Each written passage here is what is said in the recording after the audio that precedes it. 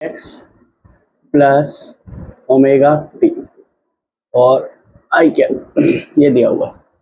तो साफ साफ समझ रहे, ई नॉट तो ये हो गया कॉस का कॉस, ओके एक्स की जगह इस बार दिया हुआ वाई, वाई का वाई, और ये हो गया के, यानी एंगुलर वेव नंबर, जिसकी यूनिट होती है रेडियन पर मीटर, है ना। तो के की वैल्यू कितनी दी हुई है 1.8, फिर ओमेगा दिया हुआ है 5.4 इंटू 10⁻⁶ रेडियन पर सेकंड, इंटू में टाइम ये रखा, और ये डायरेक्शन ऑफ ऑसिलेशन, यानी इलेक्ट्रिक फील्ड किस डायरेक्शन में ऑसिलेट कर रहा है। तो इलेक्ट्रिक फील्ड की ऑसिलेशन है आई कैप डायरेक्शन में। प्रोपोगेशन किस डायरेक्शन में होगा, पहले तो ये निकाले, प्रोपोगेशन ऑफ वेव मतलब वेव किस डायरेक्शन में चल रही है, प्रोपोगेशन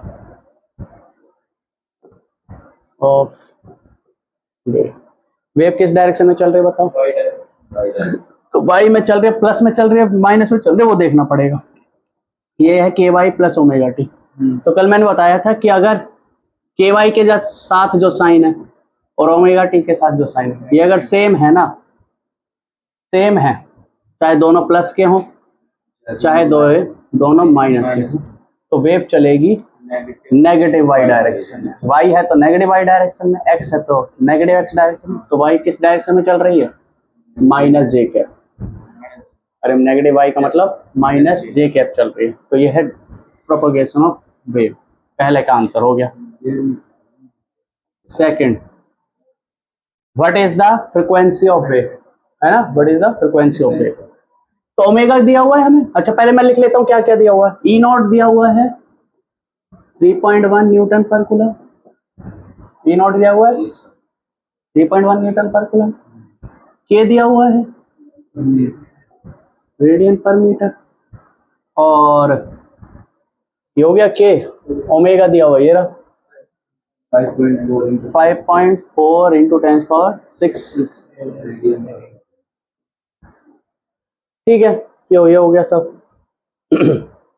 अब नेक्स्ट क्वेश्चन पूछा फ्रीक्वेंसी बताओ, तो ओमेगा का फॉर्मूला लिख लो 2πf, ये होता है फ्रीक्वेंसी, है ना, 2πf लिखवाया था फॉर्मूला मैंने। तो ठीक है, ओमेगा बराबर हो गया 2πf, तो f बराबर हो जाएगा ओमेगा अपॉन 2π। ओमेगा कितना है 5.4 इंटू 10⁻⁶ अपॉन पाई, जो भी आंसर आएगा वो कर लेना कैलकुलेट, ठीक है, पर सेकेंड ये आएगा। पहले का दूसरे का आंसर ये हो गया। सेकंड थर्ड पूछ, सॉरी सेकंड में वेवलेंथ पूछा था, तीसरे का हो गया, तो सेकंड पूछा है तो सेकंड कर लेते हैं। ये थर्ड है, ये थर्ड है। सेकंड लैम्डा पूछ रहा है, तो के का फॉर्मूला लगा दो, के बराबर है 2π अपॉन वेवलेंथ, ठीक है। तो यहाँ से लैम्डा हो जाएगा 2π अपॉन के, ये वहां जाएगा ये नीचे आ जाएगा, तो हो जाएगा 2π अपॉन के की वैल्यू कितनी है 1.8, ये आंसर है। किसको सेकंड में, तो फ्रीक्वेंसी पर सेकंड में ही होती, देखो ऊपर है रेडियन,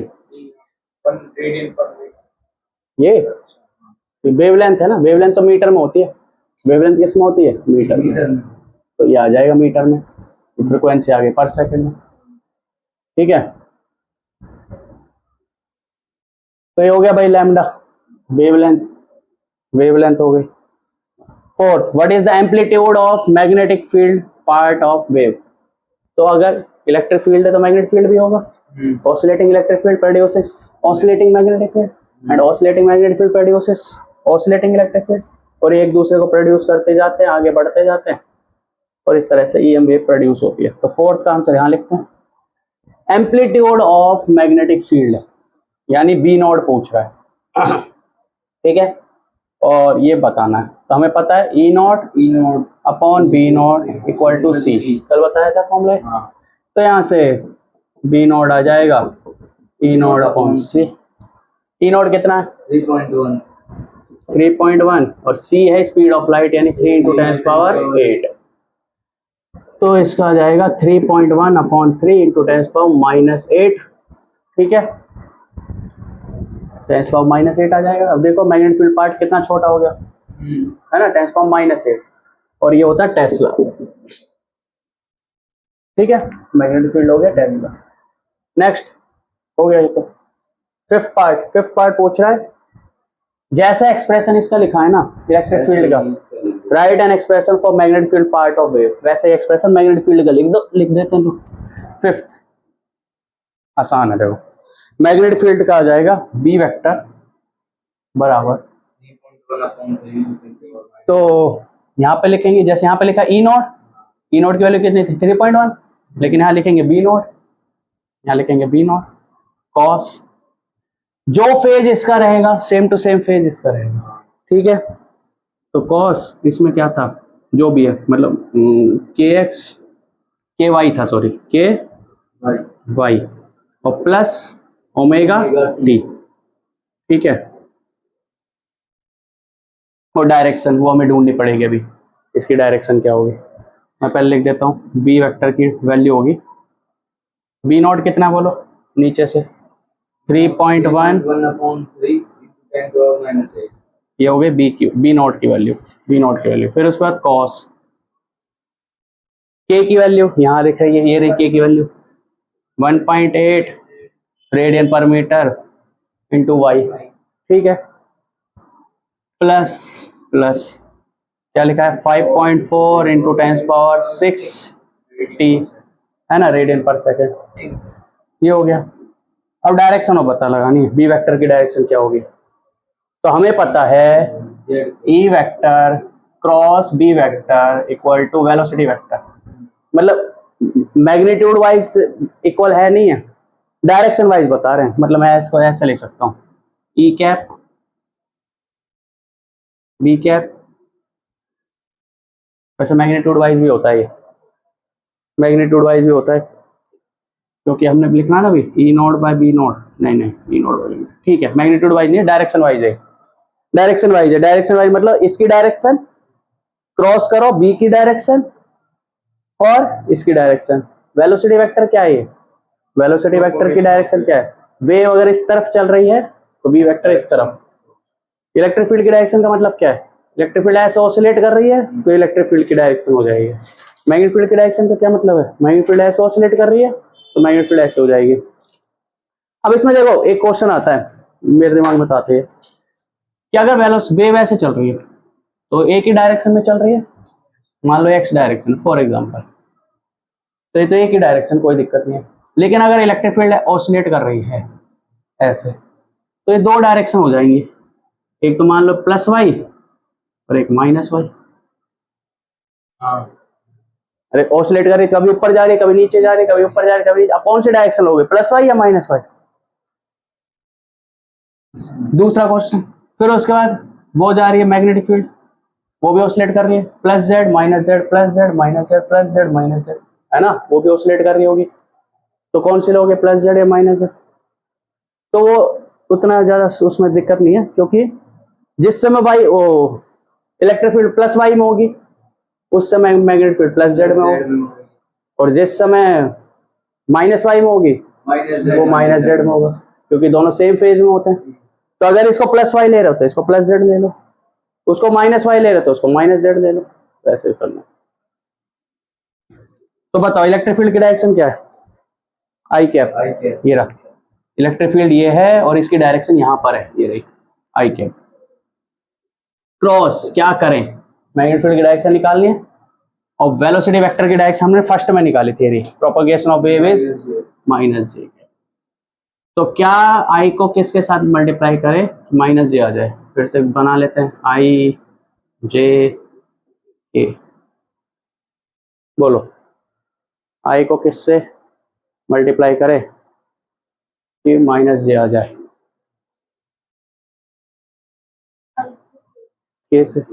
अगर आई को जे से करेंगे तो यहाँ के आएगा, आई को अगर के से करेंगे तो क्या जाएगा, आई को के से करेंगे तो जे आएगा, आई को के से करेंगे तो जे आएगा, अब प्लस जे आएगा माइनस जे आएगा वो देखना पड़ेगा। आई को के से करने के लिए क्या उल्टा जा रहे हैं, देखो कहां से चेक करना पड़ता है, यहां से चेक करना पड़ता है, पहले कौन रखा है आई, तो अब आई से देखो, आई पे पकड़ो और कहां की तरफ जाओ, के की तरफ, के की तरफ जाओ। क्या सीक्वेंस उल्टा जा रहा है, सीक्वेंस हमारा एंटी क्लॉकवाइज है, उल्टा जा रहा है, उल्टा जा रहा है, तो जो आएगा आंसर वो माइनस का आएगा, यानी बी की डायरेक्शन क्या हो गई, के कैप। बी की डायरेक्शन क्या हो गई, के कैप, तो वेलोसिटी वेक्टर माइनस जे कैप, तो बी वेक्टर हो गया ये रहा, के कैप। तो यही लिखना था लास्ट क्वेश्चन में, ये आ गया answer, this is the answer last question का, लिख लो।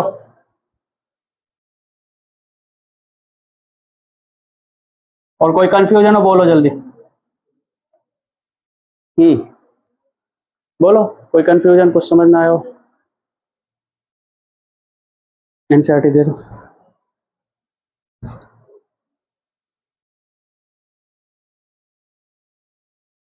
ऐसा करो, दो एनसीईआरटी है ना हमारे पास, एक तो हमारे पास कोई बात नहीं, फिर तीन तो है हमारे, हम नीचे है ना, एक एरिया एनसीईआरटी सबसे नीचे,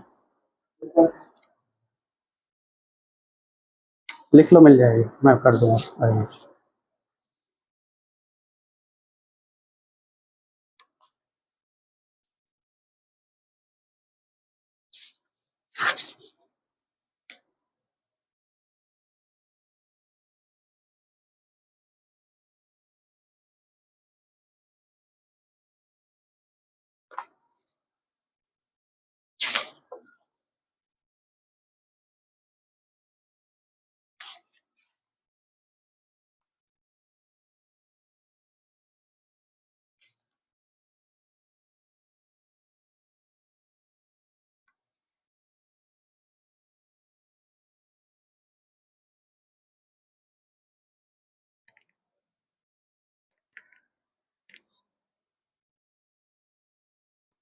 यहाँ पे आई कैप है, मतलब ये वेव ऑक्सीलेट कर रही है आई कैप में।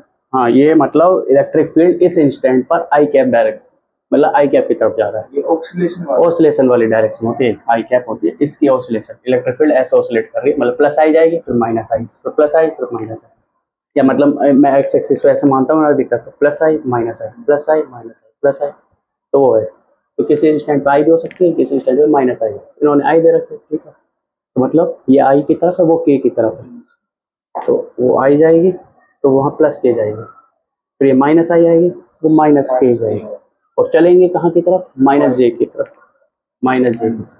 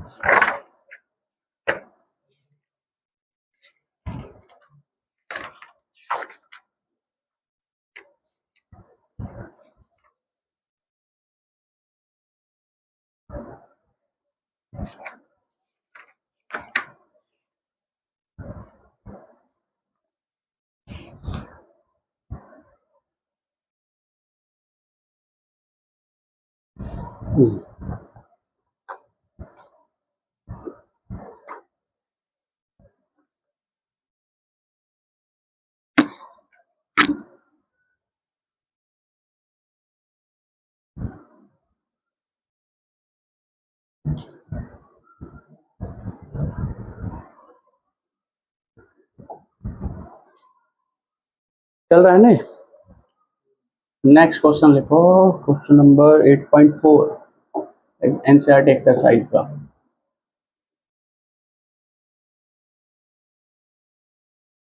A plane electromagnetic wave travels in vacuum along z direction।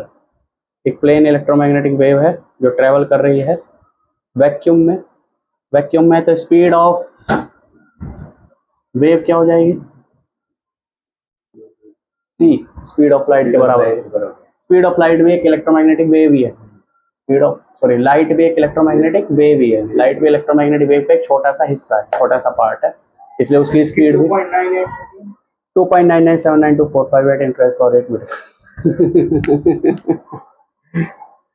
सी की वैल्यू होती है 3 × 10⁸ मीटर/सेकंड, ठीक है, तो कहाँ गया 8.4, हाँ, तो ट्रेवल चल रही है, किस में चल रही है, वी वेक्टर, मतलब किस डायरेक्शन में चल रही है, अगर सी वेक्टर की बात करें, ये चल रही है के कैप, जेड डायरेक्शन में चल रही है। What can you say about the direction of electric field and magnetic field vector if frequency of wave is 30 megahertz? What is its wavelength? Simple question, देखो कितना आसान क्वेश्चन है। 30 मेगाहर्ट्ज फ्रीक्वेंसी है, wavelength बता दो। ठीक है, ये 9th क्लास का क्वेश्चन। अच्छा, और क्या पूछा है? और पूछा है इलेक्ट्रिक फील्ड और मैग्नेटिक फील्ड की डायरेक्शन बता दो। What can you say about electric field and magnetic field vectors? Electric field और मैग्नेटिक फील्ड वेक्टर्स के बारे में आप क्या कह सकते हैं? मतलब उनकी डायरेक्शन ही बता दो, और क्या ही कहोगे।